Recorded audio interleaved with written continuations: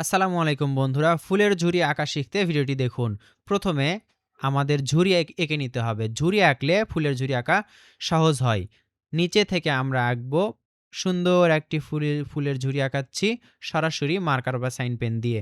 আপনারা যখন আঁকবেন অবশ্যই সেটা পেন্সিল দিয়ে আঁকার চেষ্টা করবেন। দেখুন এভাবে ঢেউ, ঢেউ করলে নকশাটা সুন্দর হয়।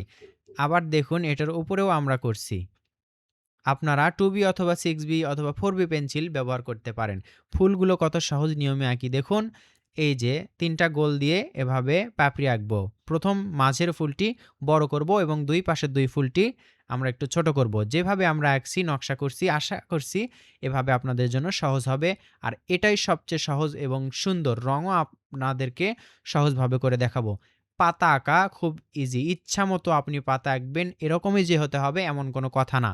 ফুল আঁকার পর পাতা আঁকতে হবে। আবারও দেখুন ২ টি আ ফুলের শেপ করে নিচ্ছি এবং ফুলের পাপড়িগুলো আঁকছি। ২ পাশেই আমরা পাপড়িগুলো আঁকছি। ইচ্ছামতো পাপড়ি আঁকবেন। কোনো ধরা বাঁধা কোনো নিয়ম নেই। পাতা আমরা আঁকবো যেখানে একটু স্পেস বা ফাঁকা পাচ্ছি এর মাঝে আমরা পাতা আঁকছি।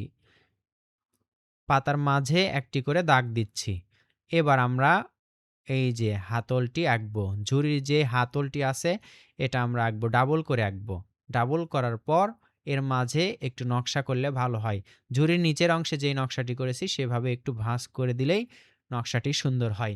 আঁকা শেষ, এবার আমরা রং করব। রং করাও খুব ইজি দেখুন। পুরো পাপড়িতেই আমরা করছি কমলা রং। একেকটা ফুলে যদি আপনি একেকটা রং করেন, আলাদা, আলাদা রং করেন তাহলে সুন্দর হবে।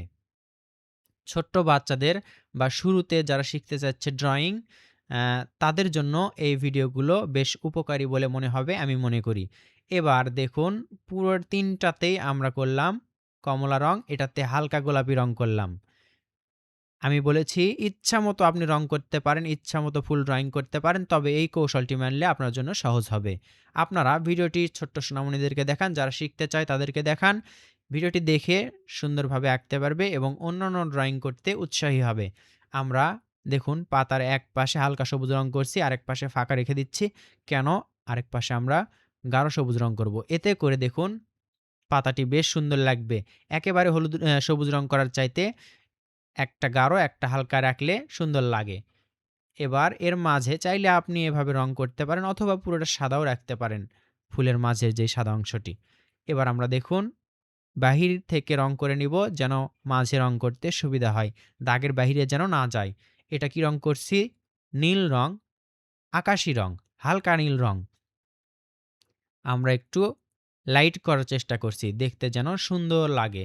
আমরা পুরোপুরি আকাশি রং করলাম, নিচে গাঢ় হলুদ রং করলাম। উপরেও আমরা গাঢ় হলুদ রং করছি। এটা ১২ রঙের মধ্যে এই রংগুলো পেয়ে যাবেন। রংগুলো কঠিন রং না, যে রংটা আপনারা কাছে পাবেন না এমন রং আমি করি না। দেখুন কত সুন্দর একটি ফুলের ঝুড়ি আঁকা সম্পূর্ণ হলো। কেমন লাগছে কমেন্ট করে জানিয়ে দিন। ভালো লাগলে লাইক করুন এবং শেয়ার করুন।